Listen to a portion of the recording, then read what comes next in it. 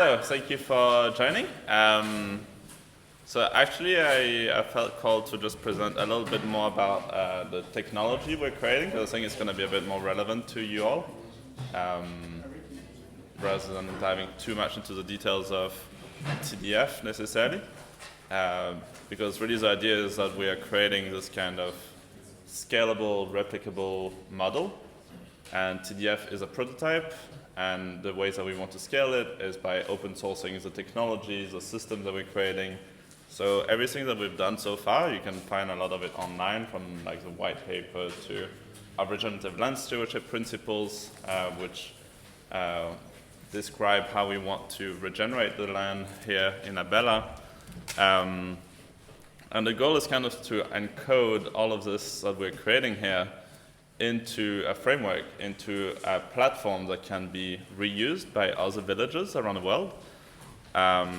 So yeah, I want to start by just presenting a little bit from more the platform perspective, from the technology perspective, because I think that'll give you a better context, and then I'm happy to just talk a little bit about what we're doing concretely here at TDF as an example, but I think the kind of meta perspective is maybe more interesting for the ReFi angle.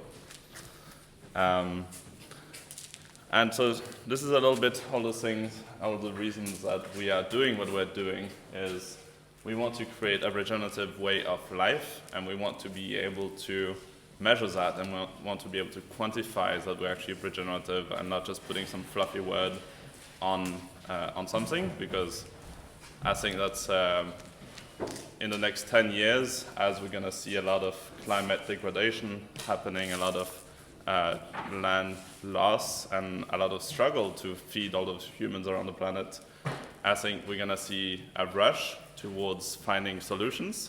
And even though right now I think our institutions are kind of failing us at actually taking the right steps in trying to enhance our biodiversity, our soils, and our water cycles, I think that movement is growing, and I think the reason why ReFi exists is because we can all see that we need to go there, and our institutions are not going there fast enough.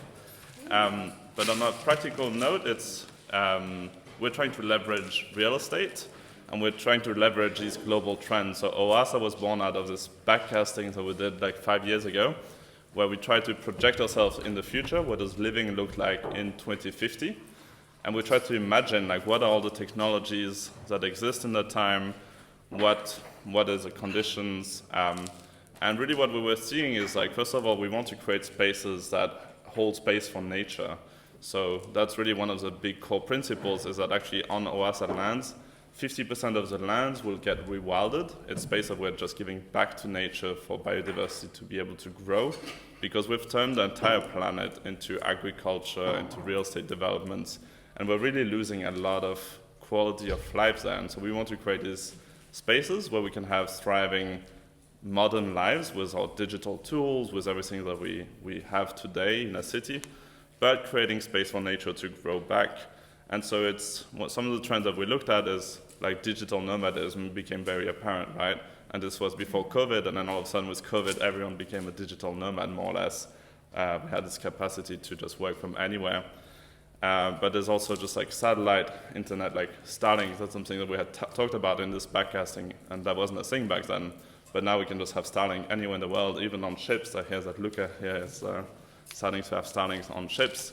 And so this vision, how we can have an interconnected world that has all of these nodes that are actually regenerating the planet, and having the villages as the epicenters for regeneration, because they can hold the right sovereignty for it, because it's the right kind of political frame and the right scale to take action. Within the village, you can have a few hundred or a few thousand hectares surrounding your village, so that you know the specificities of, what are the local challenges, and you're the one that should be able to hold the natural assets for those spaces.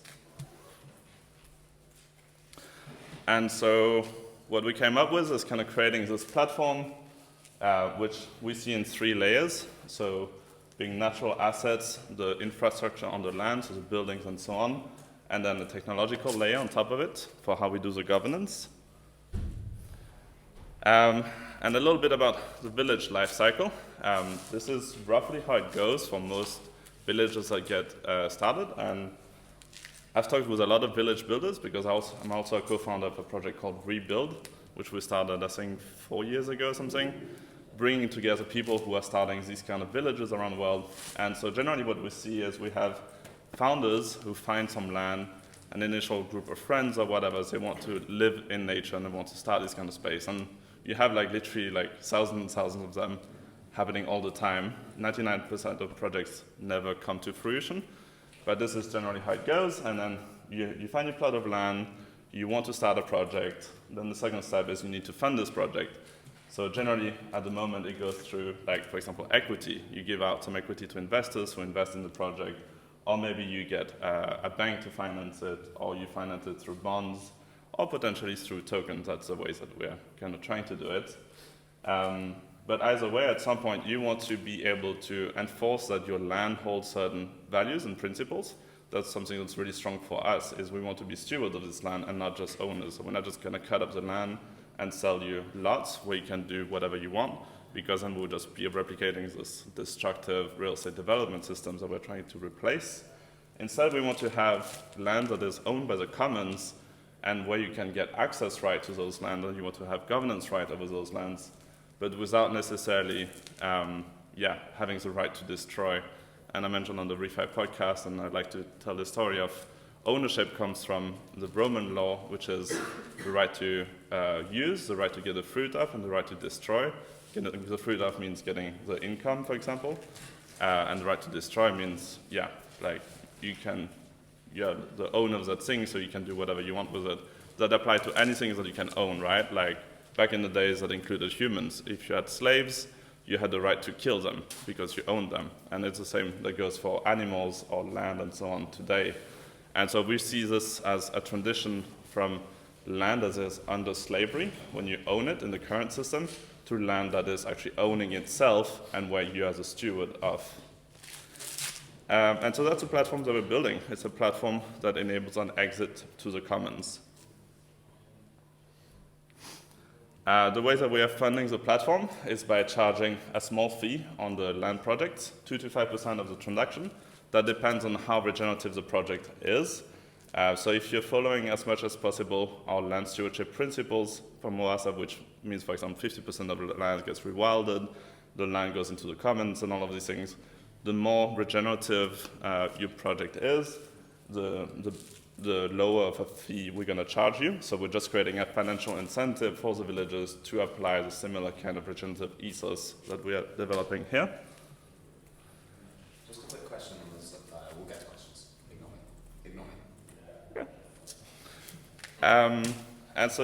And then concretely, how do we do it? So at the base layer, like I said, it's nature. And we like to see nature as an asset. And if we're creating this nature-backed economy, that means that the more we'll grow nature on our lands, the more our lands will be valued, right? If we manage to actually value the things that the land provides, like ecosystem services, carbon credits, biodiversity, water retention, you name it. And so our goal is just to integrate with existing protocols. So for example, we integrate open forest protocol in our reforestation hill, which means that we can track the total biomass that goes into that we grow on the soil, meaning that we can track how much carbon we're sequestering. Biodiversity, we had some initial conversation with Simplex DNA to be able to track the entire biodiversity that comes through our lands, and water retention being very important in Portugal. We want to, in the next few weeks, we'll have a hackathon actually on the ground with smart hoods, and they're going to be setting up sensors so we can kind of track how much water we're extracting from the water table, how much water we are recycling from a heliophite filter, and all these kind of things, with intention being to increase the amount of water that we're keeping in our soil instead of depleting our groundwaters. The second layer is housing and infrastructure. So we want to not only create thriving human habitats that are low impact and using bioconstruction as much as possible, but we also want to create thriving local economies, right? There's going to be local startups here within the space, whether you're talking about restaurant, mushroom farm, digital products, you name it. It's a playground for anyone to come and create. We want to provide you with a means to be productive within the village. And the idea is to create this kind of economy where each of the businesses that are operating within the place enhance the whole. So the more businesses that thrive within the economy, the more the whole project will thrive. And of course, it also includes food production because we need to relocalize our food production. We've seen that centralized planning of food just doesn't work on the industrial level. Agriculture that we have has been destroying our soils, and so we need to come back to more localized food production that actually enhance our soils. And then finally, the Web3 access and governance layer. So we developed a couple of primitives here that we already implemented. So basically, we spent the last couple of years prototyping what does it mean to be a land-based DAO. And so there's some specificities around this. And so first of all, we created a community token for TDF, which represents a timeshare, basically, as an access to the co-living space here, and to the access to the future co-living that we're developing, right? It's a 5 million real estate project. So we need to raise about 5 million euros to do the whole development. And so that's the first piece. So we have a community token that represents the time, but it also gives you governance rights. So by owning the token, you also get to decide how the village evolves. And we kind of dabbled in the DAO space of figuring out what is our right kind of level of decentralization. And so first we went like super decentralized. We had like circles for all the different topics, architecture, permaculture, and all of these things. And we found out that this is just like too decentralized for us right now because then we lack the commitment to actually execute. And so then in the beginning of this year, we re-centralized a little bit by having an executive team, which is basically taking the execution of the project and making sure that we can execute what we promised in the white paper, so the development of this as a co-living facility. And the token holders have more as a decision right to choose who is this executive team and what kind of changes do we make to the master plan. So if we change our master plan, that means that we have to announce it to all the token holders and we have to redo our white paper and so on and so on. But then the main innovation that we're bringing is we see time as the most valuable asset that you can gift. And so by bringing your time and by spending your time in TDF, and you can do that by using your tokens to book your stays, and that enables you to collect presence. And so presence is a primitive that we have, which is simply tracking how many days do you spend at TDF per year, and then using that as a gradual way to distribute governance to the community. And so we see that as becoming the main governance primitive in the future, where it's simply based on how much time you spend. In our current democracies, voting rights are attributed in a binary way. It's either you're a citizen or you're not. And we're trying to make a more gradual system where it's like, maybe I'm a citizen of TDF for 10 days per year, and citizen of another village for 10 days per year, and so on and so on. And so you can have these voting rights in multiple locations, and it becomes much more contextual to where you're actually spending your time. And finally, we have proof of sweat, which is simply a representation of how much work did you put into the project, and the idea being that the more you actually work on something, the more context you'll have to take the right decisions, right? So those are the three primitives that we have. Our current product, you all use it to book your tickets to come here, but we have an integrated events and ticketing platform. We have a community management with subscriptions, and we're launching a campaign this week. We want to get 300 subscribers by end of the year in order to cover our base operation costs to be able to keep operating. But then we also have our proof of presence built in and token-based access to physical villages. This is a little bit the roadmap for the future of what we want to get to. Basically, it looks like integrating more and more villages into the network, having more of these kind of land-based spaces so they're operating on the same premises. And then obviously we want to roll out things like zero knowledge and so on to give people more privacy, and there's a lot of things that we can do to basically make the system better. What we have right now is really like an early days MVP. And what we want to get to is at some point having this kind of village token index, because that's where we can start to tap into liquidities of bigger treasuries that might want to hold natural assets on their balance sheets. And our natural assets are not only natural asset, but they're also real estate, right? So it's regenerative real estate. And if we can have an index token that represents multiple of these villages from around the world, that becomes a very stable asset to back a treasury, whereas it's like a a cryptocurrency treasury, or it can also be approaching institutions or whatever that might want to hold that on their balance sheet.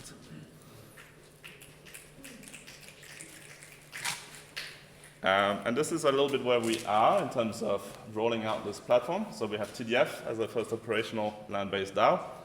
And then we have a bunch of other projects around Europe that are interested in starting to work with us. So actually we just deployed Foz down there, which is a village in the north of Portugal. They just rolled out the platform last week. And so that means that, yeah, basically if you're friends with them and you want to go and visit them, you would have an interface similar to TDF, where you can book for events and so on.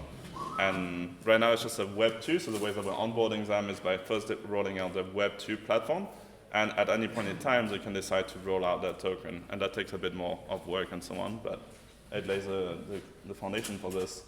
And then, yeah, we're talking with like maybe close to 10 villagers from around Europe that are interested in having a similar model. And I think that's kind of what I had, yeah.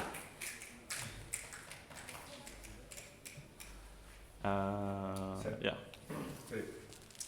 A year ago or so, the plan was to have like 12 spots around the world, and now it's changed to be like more an open source framework for the so we all that can adopt this or adopt part of this, right?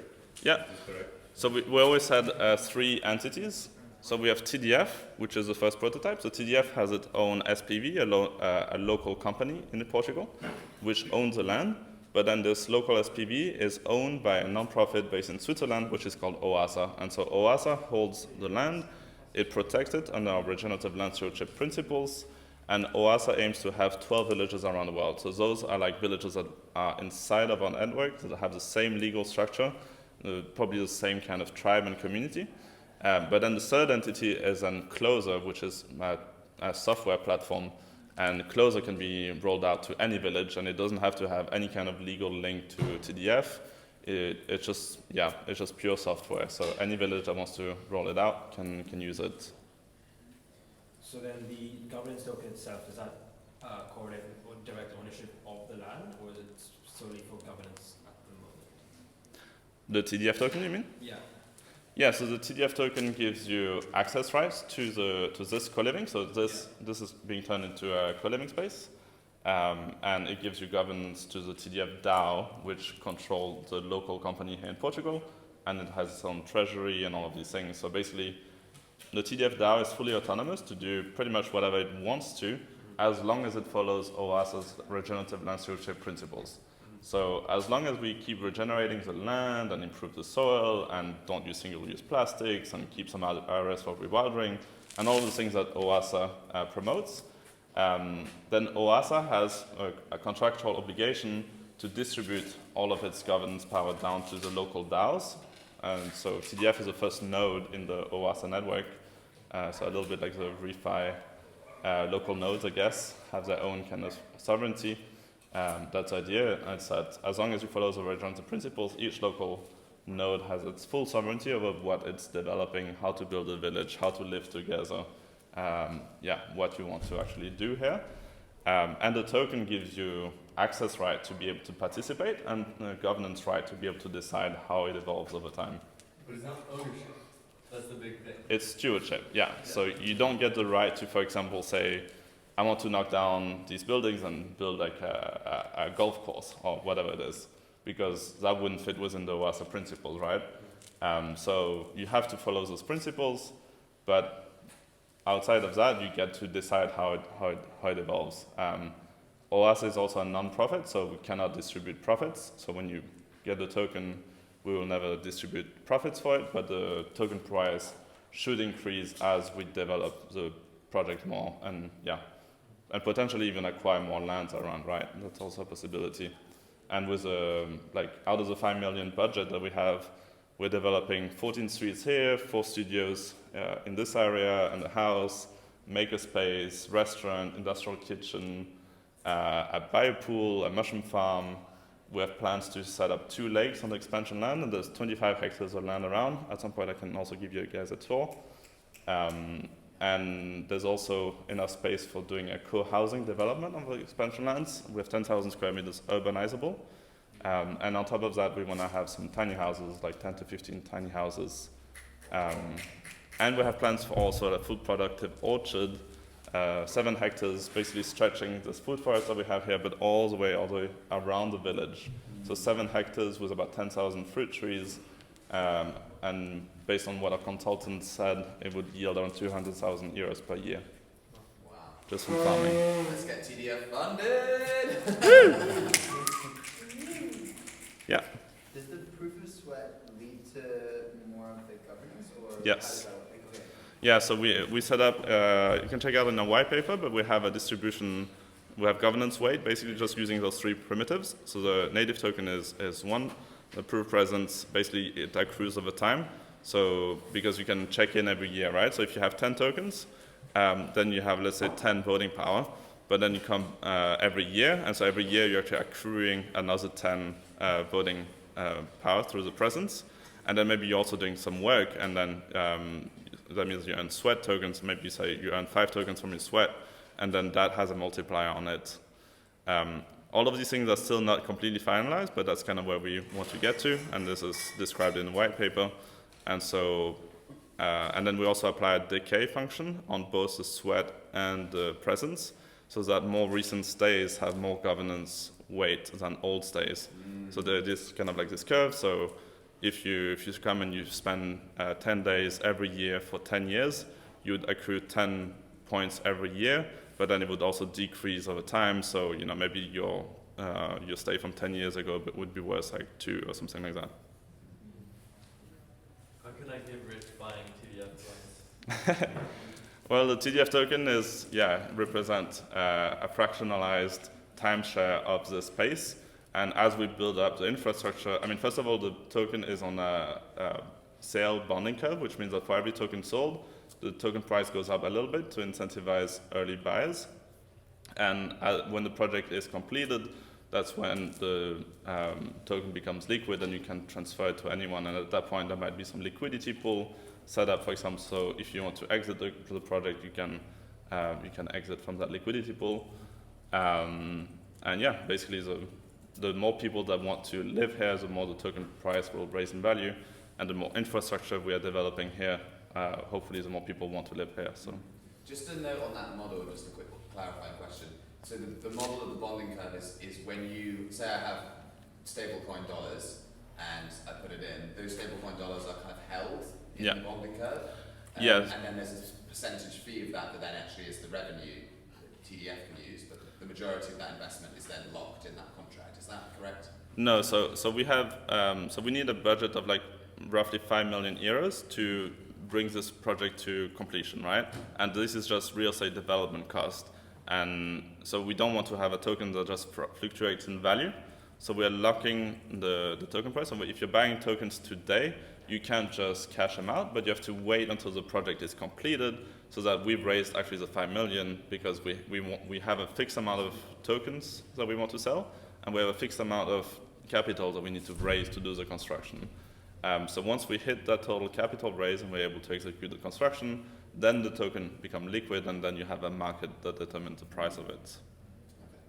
Where are we on the 5 million goal? So we raised around, I think, 450,000 so far, mainly from founders. Since the beginning, or since the beginning. Of this system? No, since the beginning. And so all of the current shareholders that put liquidity as equity in the company initially, they have been converted into token holders now. So everyone just holds tokens from the nonprofit in Switzerland. The last step for this process is that I'm still the owner of this land, because we haven't reached this threshold yet to be able to transfer the assets into the nonprofit. But as soon as we raise enough for the first phase of construction, then that's when we kick off actually the transfer of the lease and the lands into the final entity. Yeah. So given that a lot of people who come here might not necessarily be in Web3, not be aware of how to own a TDF token, can the proof of sweat and proof of presence be retrospectively added to their membership or token if they were to get one afterwards, for example?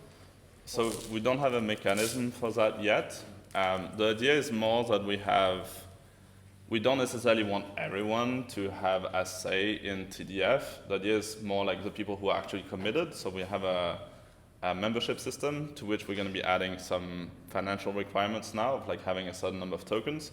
And so those are the people who keep coming back year after year, who are really part of the project and who should have a say.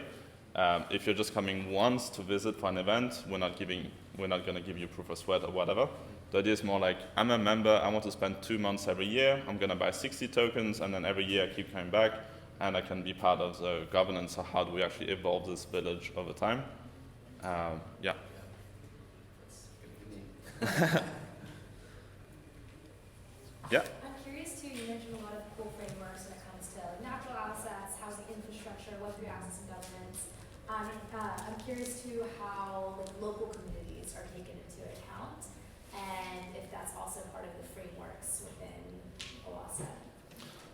Yeah, so that's a question we get asked very often. How do we do this local integration? I think there's many layers to it. The first one is we don't want to be like this kind of secluded bubble in the middle of nowhere and we're just with our friends and then it becomes this kind of a bit cult vibe. But that's a little bit how eco-villages from the 70s were, right? They were going back to the land, they wanted to be in their own bubble and live happy ever after. We're trying to make a model that's first of all digitally integrated to the rest of the world. So like you guys, you can come here and you don't need like that commitment of spending the rest of your life here, but you can come and spend a few days and so on. So first of all, there's this kind of global integration. And then for the local integration, I mean, first of all, there's a lot of history here with these buildings where they used to throw the town parties. So it was abandoned for 15 years after being a chicken coop. And then it was just used for town parties. So we try to keep the tradition. We invite the local musicians and the local people come. And so we have these kind of local integrations. We also have cinema nights every Thursday where we bring the people from the town. And I think the biggest kind of gift that we want to bring to Abella is creating this kind of regenerative framework for how do we actually don't turn this into a desert. And so that's not super apparent to the locals yet, right? But as we are keeping on adding to our regenerative practices with the land, people are starting to pay notice. Like in our first year here, we grew potatoes in a very permaculture way with a lot of mulching. The potatoes were thriving and doing good. And right next to us in the back here, we had an old man, 70-year-old, growing potatoes in a very traditional Portuguese way, just exposed topsoil. And his potatoes just died because of the sun. And locals took notice, and they came to see us in the town party, and they were like, hey, like, you guys are growing potatoes really well. How do you do that? We want to learn. And so I think this is how we're going to be doing it over time, is by leading by example. So showing that we can actually have a thriving nature here. And, as more and more of the land around us get degraded, this is going to stand out as a beacon and as an oasis. And the idea is that locals will then replicate like the swells that we're digging. I don't know if you saw the lines with the little pink things around, but that's where the swell is going to be. And that's going to be dug up by locals with a machine and so on. And so they're basically also learning how to do swells and these kind of water retention landscapes. And they're seeing all the trees that we're planting. And the dream is that 5 years from now, whatever, like the whole broader community will also start to replicate our system because they see it working and not just because we're preaching for it. And that's where the good vibes are at. I just wanted to ask a question as well, and also leading into some of the next sessions that we're going to be doing. But just one thing that struck me last time I did the land tour was you've got this initial set of lands here, and we've all seen how much work there's gone in terms of the tree planting, but it's like a lot of effort, right, to regenerate in an arid landscape. But what was really exciting was when looking at the kind of larger 30-hectare plot. There's that idea of, okay, once we've got the initial forest going, we can regenerate the waterways, and if you can regenerate a 30-hectare plot, that's when a microclimate starts to develop that actually can start to regenerate an entire bioregion in a kind of self-sustaining upward spiral. So that for me is a really exciting kind of thing. I mean, it takes a lot of work to steward and regenerate the land, but once you do it at a large enough scale and with this bioregional kind of thinking, you can actually have this cascade effect where it becomes this self-sustainable, regenerating force that then you imagine the entire valley kind of being regenerated, which I think was a big wow, that's really cool. Exactly. Maybe a final thing to mention is the goal is to spread this, right? And we want to actually conserve 100,000 hectares within OASA.